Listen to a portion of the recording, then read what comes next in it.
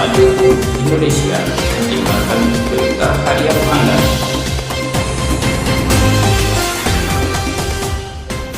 Ahli hukum tata negara Reflay Harun belak-belakan mengomentari hasil survei Lembaga Survei Indonesia (LSI).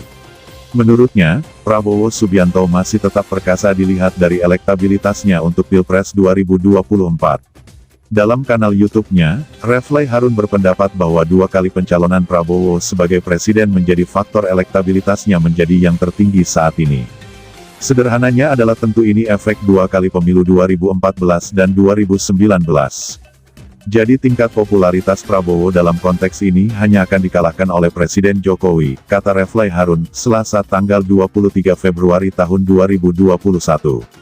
Menurut Reflay, banyak nama-nama tokoh yang mungkin tidak terlalu dikenal publik di pelosok seperti Anies Baswedan, Ridwan Kamil, dan Ganjar Pranowo karena survei yang dilakukan LSI yang memilih berdasarkan demografi.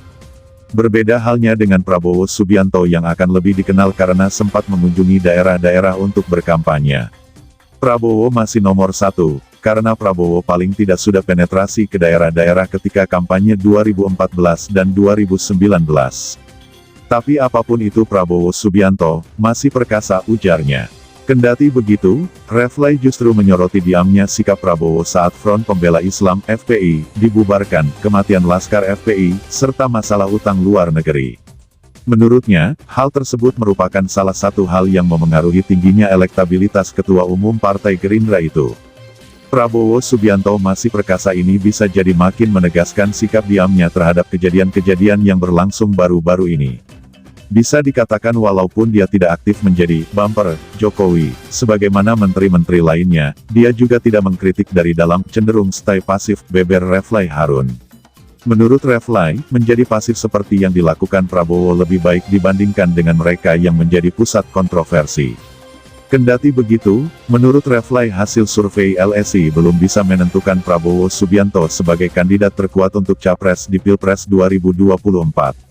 Pasalnya, jika ini karena efek 2 kali pemilu 2014 dan 2019, setidaknya elektabilitas Prabowo harus bertahan hingga 2023 nanti di tengah kandidat lain yang mulai mencuri perhatian.